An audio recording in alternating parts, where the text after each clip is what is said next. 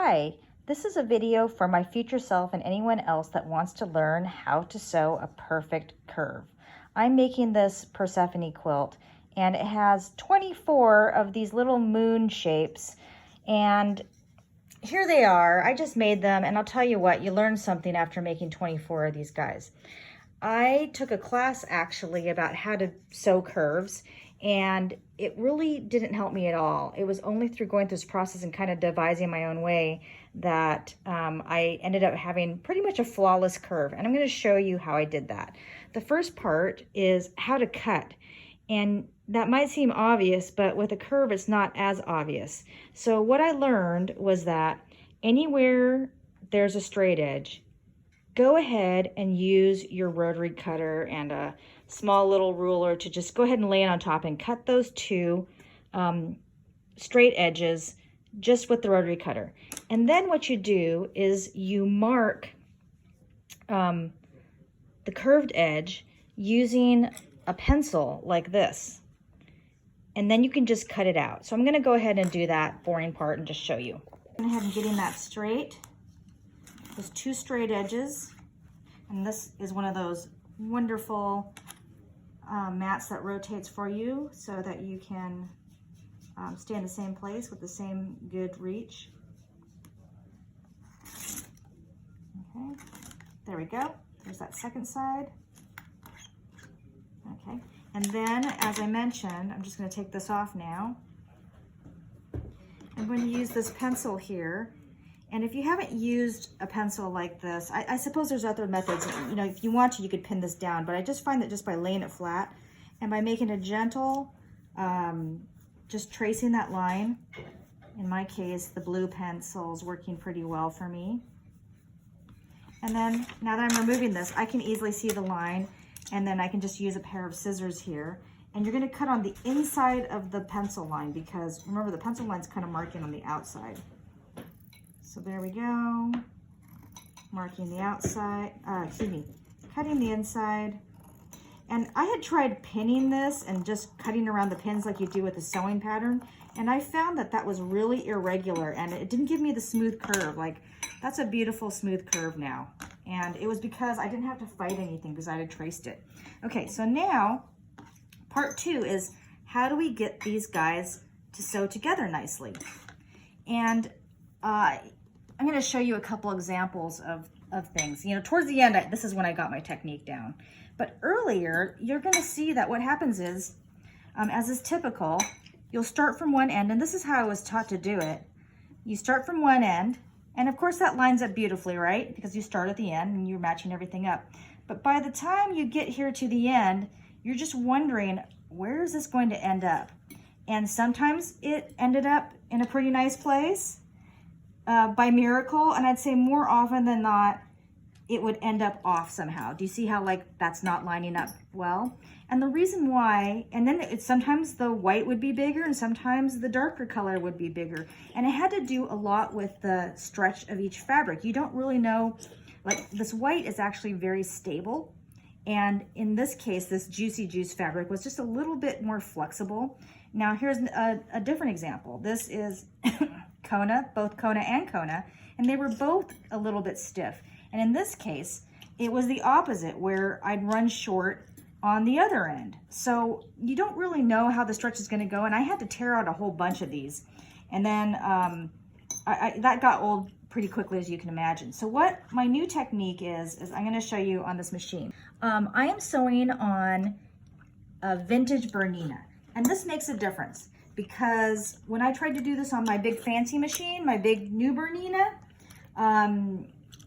it just didn't like that size of feed dog, the 9mm feed dog. It didn't matter what kind of tools or tricks I used, it just was not working well. So I brought out my trusty 4mm machine, and just I think anything other smaller than like a 7 would be good.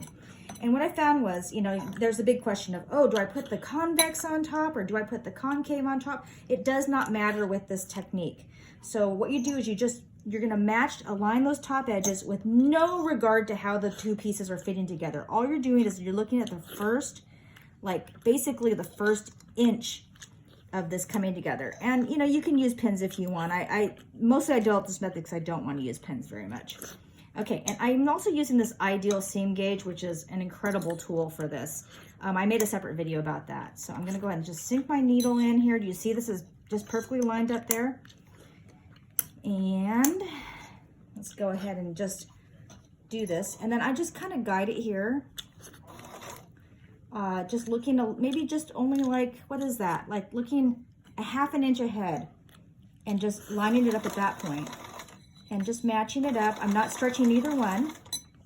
And then I'm gonna go about maybe a quarter of the project, a fifth to a quarter of the project, and I'm gonna stop, okay?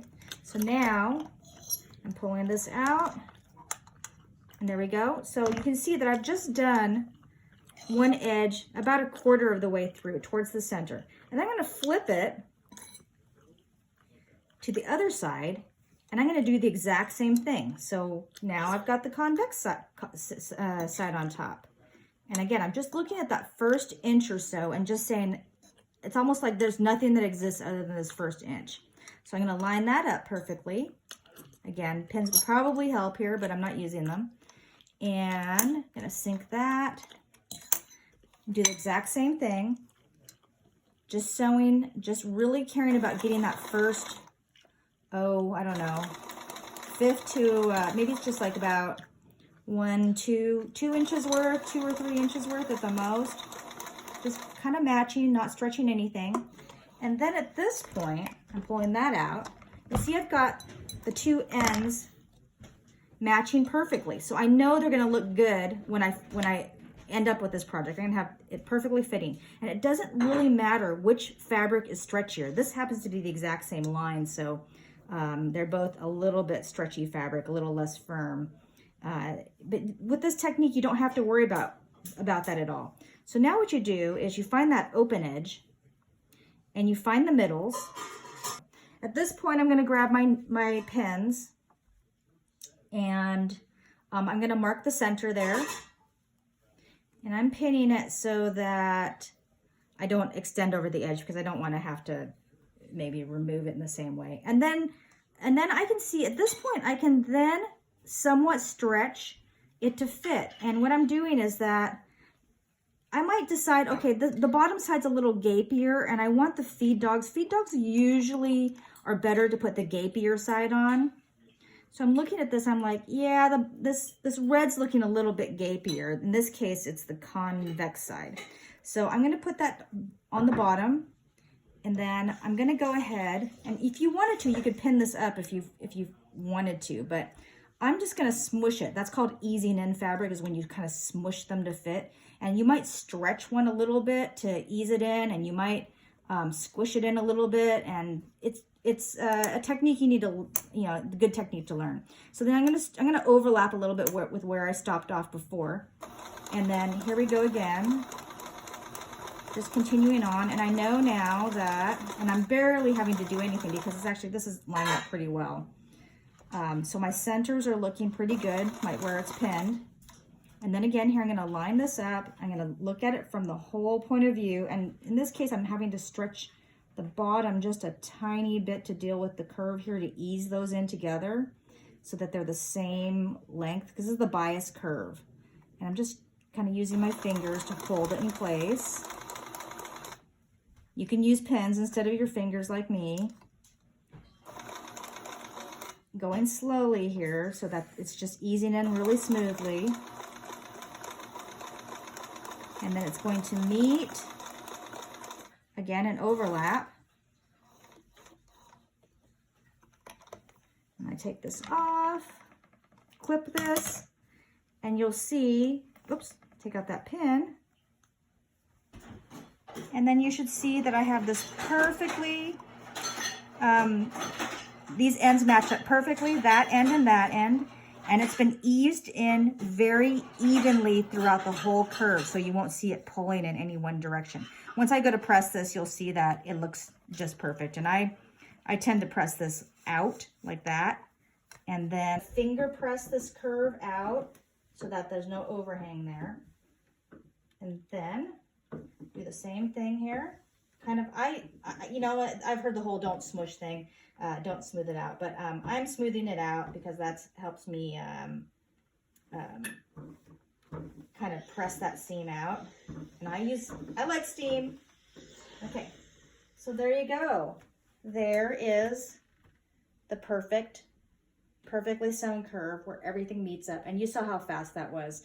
The techniques I had were, I took a full day class on just how to do this. And we had to pin it all up, and it was always just a crapshoot as to whether or not, when you got to the end, if it was going to match up. This method does it so that you have a guarantee and you know the bias edges of both of these curves have been eased in evenly and cleanly throughout the whole block.